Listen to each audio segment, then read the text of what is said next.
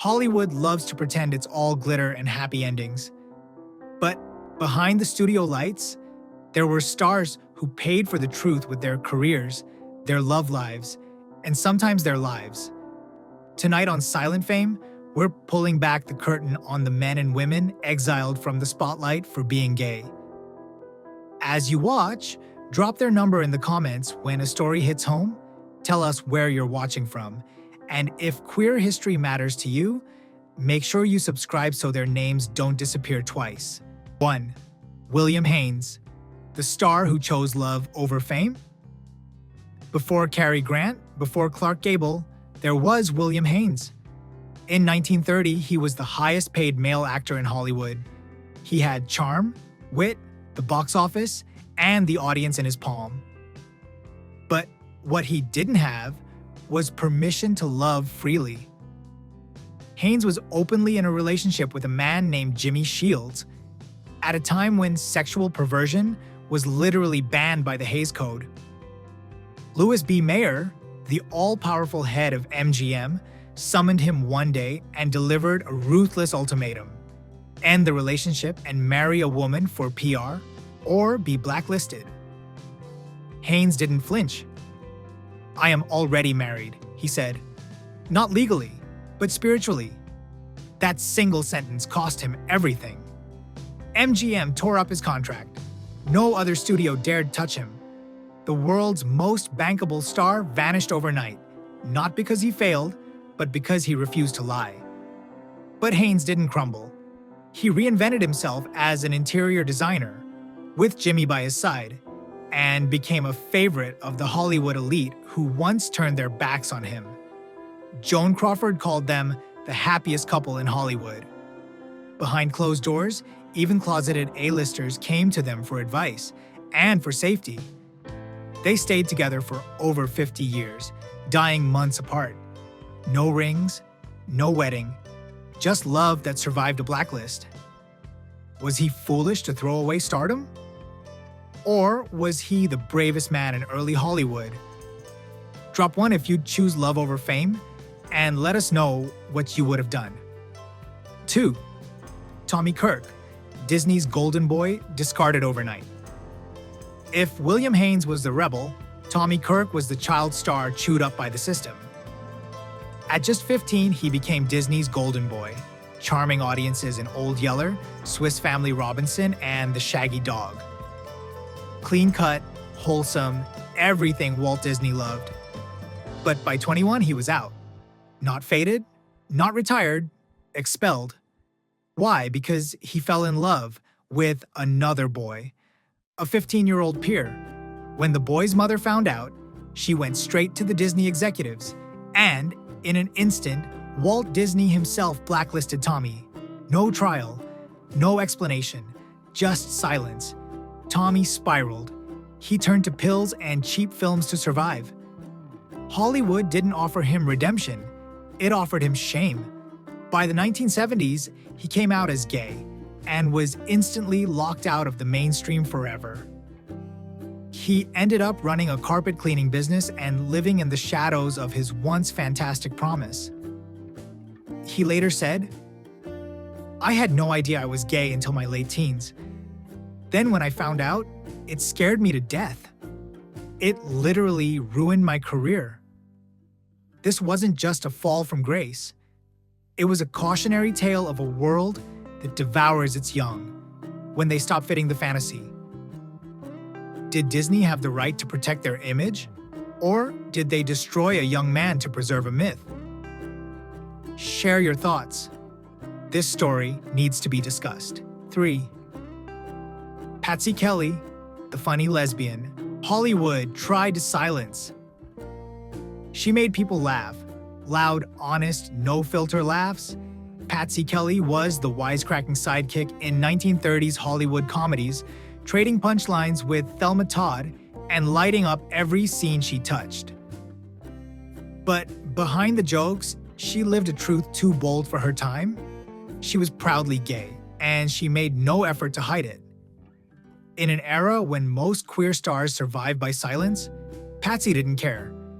She joked in interviews that she lived with her girlfriend Wilma and had no use for men.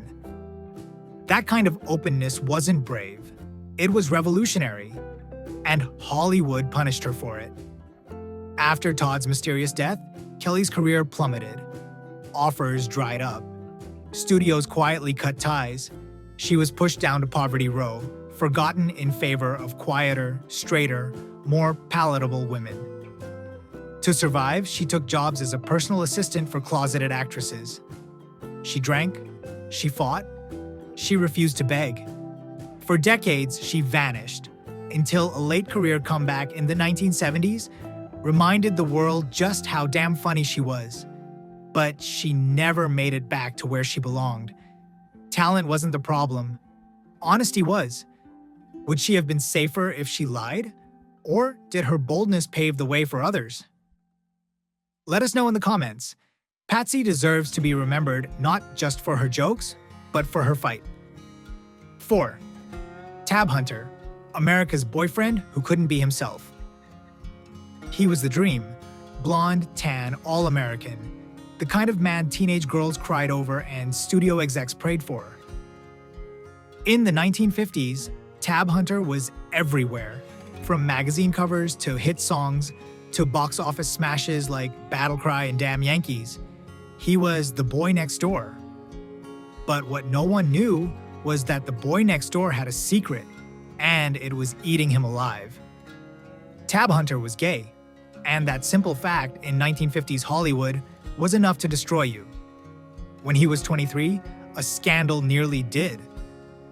The tabloid Confidential threatened to expose his arrest at a private all-male pajama party. A coded headline meant to sink a career. Warner Brothers rushed to clean it up, shoving him into staged dates with Natalie Wood, Debbie Reynolds, anyone who could sell the image. He smiled on carpets, laughed on cue, lived a lie so polished it gleamed. But inside, he was suffocating. Hunter later admitted he had to compartmentalize everything. Real love, like his quiet relationship with actor Anthony Perkins, was lived in whispers. He couldn't be seen holding hands, couldn't live together, couldn't exist really. Eventually, he broke free, buying out his contract to escape the machine. He reinvented himself in cult films like Polyester, finally playing campy versions of the man he used to pretend to be. Only now he was in on the joke. But the peak had passed, and it passed not because of lack of talent, but because of who he loved. What's the price of fame if it demands your soul? Comment below if you think Hollywood has really changed, or just gotten better at hiding the shame. 5. Sal Mineo. Killed twice, once by Hollywood, once by a knife. He played Plato in Rebel without a cause, the lonely boy with sad eyes, crushed by the world, silently in love with James Dean's character. And for a moment, Sal Mineo was more than a rising star. He was the symbol of vulnerable masculinity in cinema. But life didn't imitate art. It surpassed it in cruelty. Off-screen, Mineo was sensitive, introspective, and struggling with a truth the industry hated. He was bisexual, and unlike others, he didn't pretend well. His queerness lingered in every glance, every soft-spoken line. After his breakout success, roles dried up. Directors didn't know what to do with him. Too soft, they said. Too complicated. No longer the pretty teenager, but never allowed to grow into a leading man. In 1972, he publicly admitted his sexuality. It should have been a moment of freedom. Instead, it sealed his exile. Guest TV spots, B-list stage plays. That's all he got. Then came the night in 1976. Walking into his apartment after a rehearsal, Mineo was stabbed in the heart by a mugger. He died in the hallway. The media didn't just report the death.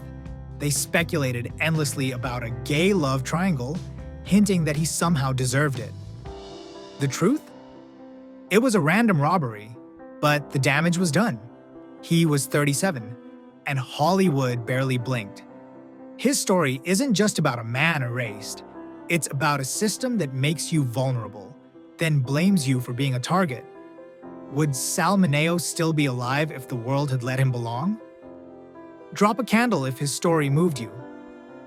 Tell us what you felt while hearing this one. We read every comment. 6. Rock Hudson, The Handsome Lie. America fell in love with. Hollywood didn't just create stars, it created myths. And few were bigger, shinier, or more devastating than Rock Hudson. With his towering frame, effortless smile, and voice that melted radio speakers, he wasn't just America's heartthrob. He was America's idea of a man. Strength, confidence, heterosexual perfection. But under the tuxedos and red carpets, there was a truth buried so deep even Rock himself tried to forget it. Rock Hudson was gay. And in 1950s America, that wasn't a footnote. It was a sentence. When gossip columnists began sniffing too close to his real life, to the lovers, to the parties, to the quiet weekends with men who couldn't be named, his agent, Henry Wilson, made the call. A marriage was arranged overnight, a secretary turned into a bride, and the illusion was preserved.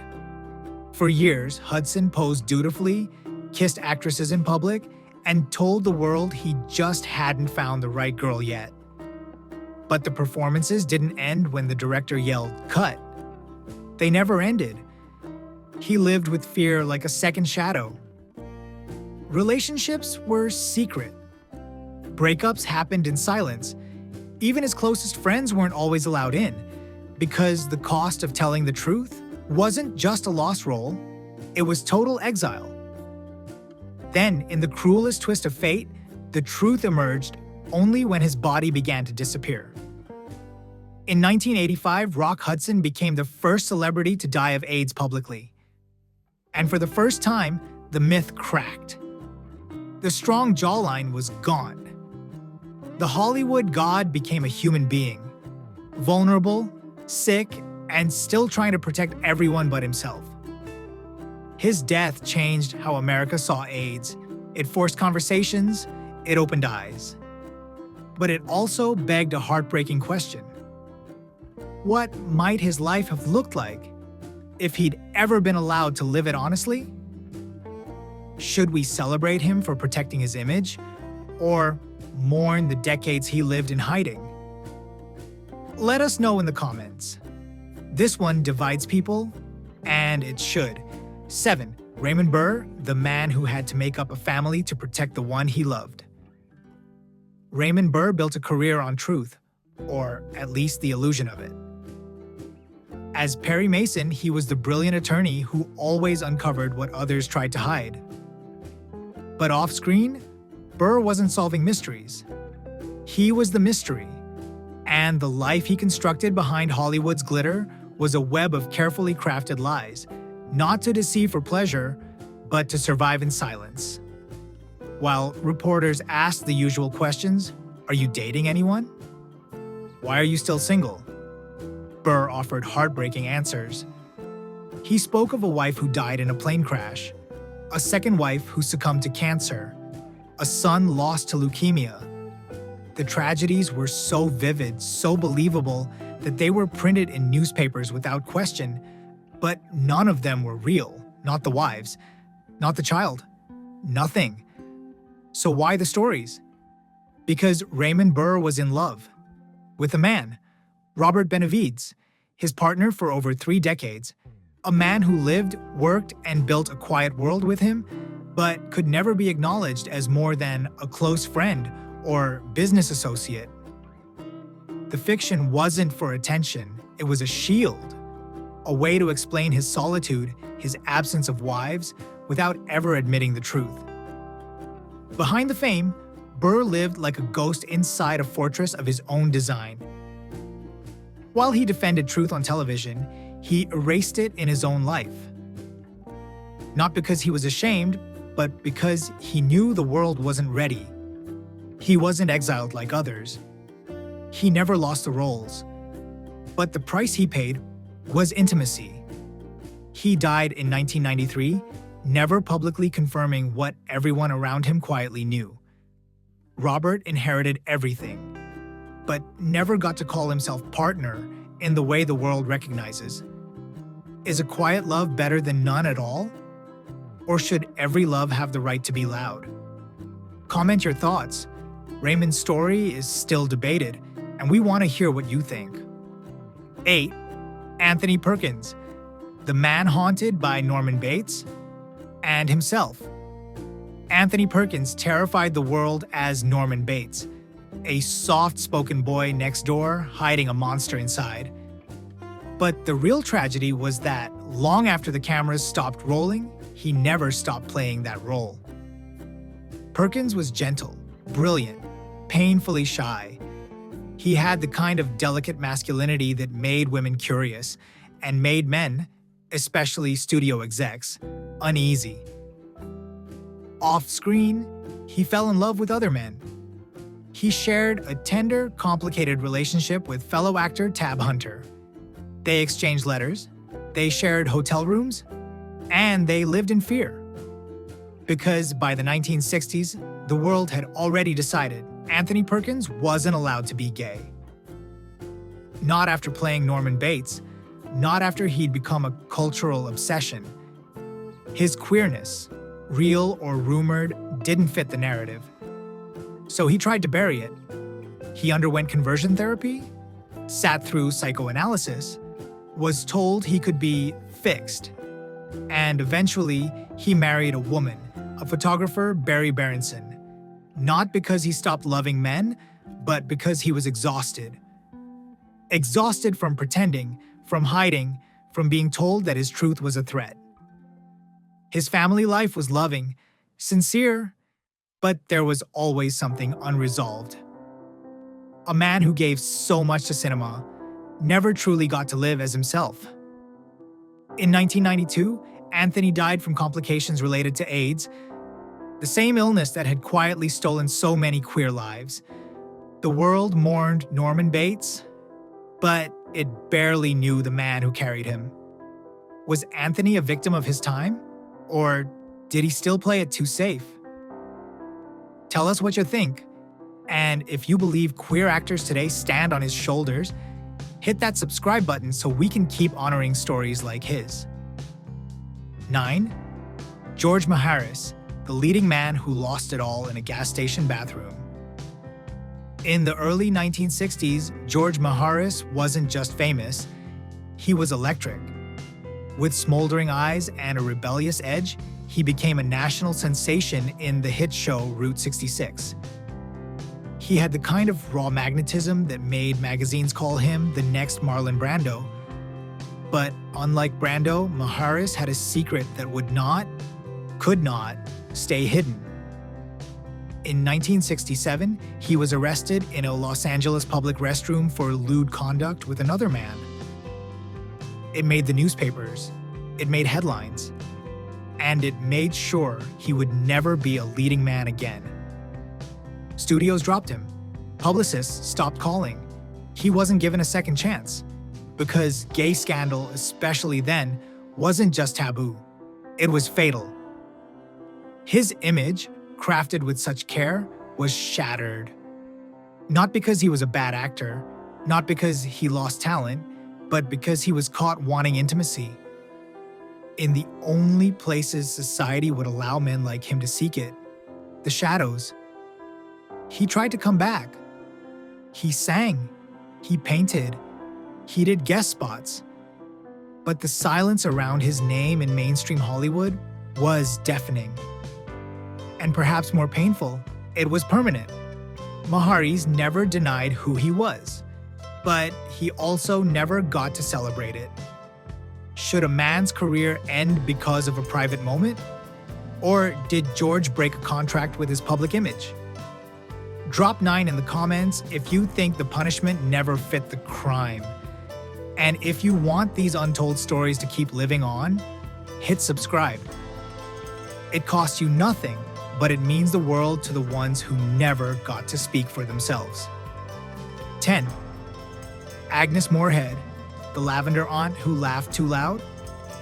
You may know her as Endora, the fabulous, flamboyant witch on Bewitched, always draped in color, rolling her eyes at mortals, stealing every scene with a sly smirk. But behind that iconic performance lived a woman who knew far too well what it meant to be seen, and still never truly known. Agnes Moorehead was one of the greatest actresses of her time. Emmy winner, Oscar-nominated, a master of voice, presence, and mystery. And mystery was her armor. Within industry circles, everyone whispered what no one dared confirm, that Agnes was a lesbian. She lived with women for years, forged deep romantic partnerships, and carefully crafted a life that looked eccentric, but was really designed for survival. Hollywood didn't ask. She never told. But the walls knew. She was typecast not because of her range, which was enormous, but because of her refusal to conform to feminine ideals. She wasn't the girl next door. She wasn't the weeping wife. She was the strong one, the cold one, the witch. Roles written for women who didn't want or weren't allowed to love men publicly. Paul Lynde, her co-star, once described her as one of the most elegant lesbians to ever grace a soundstage. But the world never heard that quote, because no one wanted to talk about Agnes's love life, least of all Agnes. Her silence was both self-protection and self-erasure. She died in 1974 with her secrets intact. No scandal, no confession, just a legacy of brilliance shadowed by loneliness. And generations of queer actors who followed, wondering if they too would have to hide their hearts to be taken seriously. Was silence her strength or her tragedy? Tell us what you feel. And if you believe stories like hers deserve more light, tap subscribe. Agnes didn't get to speak, but we do. 11. Ramon Novarro, the Latin lover who died for a secret. Before sound, before color, before Gable or Valentino, there was Ramon Novarro, the original Latin lover. Star of Ben-Hur, 1925, idol of silent film, and one of the most desired men in the world. But the world only wanted the fantasy, not the man beneath it. Novarro was gay, and Catholic, and terrified. He spent his life torn between who he was and what he was told to be. A heartthrob to millions of women, a devoted son of God, and a man quietly searching for connection in the shadows. He was never seen with a partner. Never named anyone. He moved through his stardom like a ghost. Present, adored, and utterly alone. As he aged and the industry changed, the phone calls slowed. Roles disappeared. The boyish charm faded. But his need for intimacy didn't. And in 1968, that need cost him everything. Novarro was found dead in his own home, beaten to death by two brothers he had hired for companionship. The murder was brutal. The media coverage was worse. Tabloids smeared him with salacious lies, claiming he died with sex toys in his hand, that his death was perverse. The truth was simpler. Two men beat an aging, lonely gay man to death for a few dollars, and no one came to his defense. Even in death, Ramon Novarro was treated like a scandal, not a victim. Hollywood moved on, quickly and quietly. But the pain remained. A cruel reminder that for queer stars, even love was dangerous. Even desire was deadly. Do you believe the way someone dies should define how they're remembered? Or do we owe Ramon a legacy built on truth, not shame? Drop a candle if you feel his story.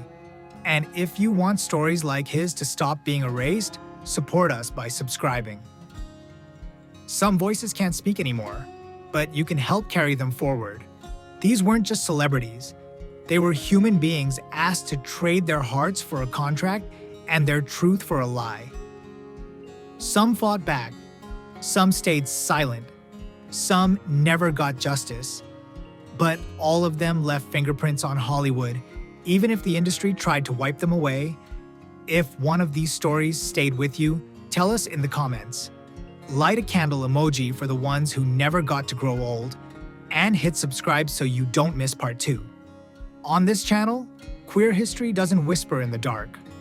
It gets the spotlight it always deserved.